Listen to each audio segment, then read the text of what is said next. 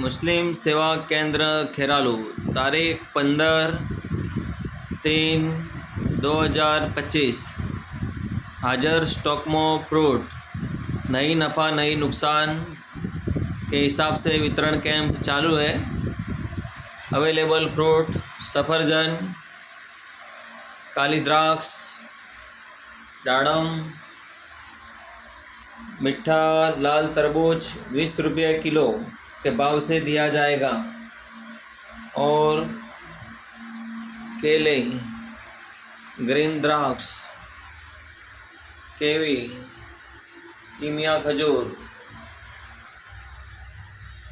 शरबत बॉटल, शक्कर टीटी, केला और तरबूज। यह वीडियो खेरालू गांव के और खेरालू गांव के आजू बाजू के तमाम मुसलमान भाई बहनों तक पहुंचा है।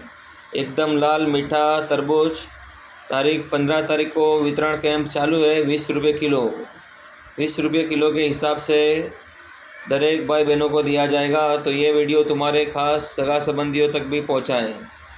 हमारा मोबाइल नंबर 99 792 10 786। कामिल बापू एच बहलीम, गाम खेरालू, तालुका खेरालू, जिला महसाणा। खुदा हाफिज।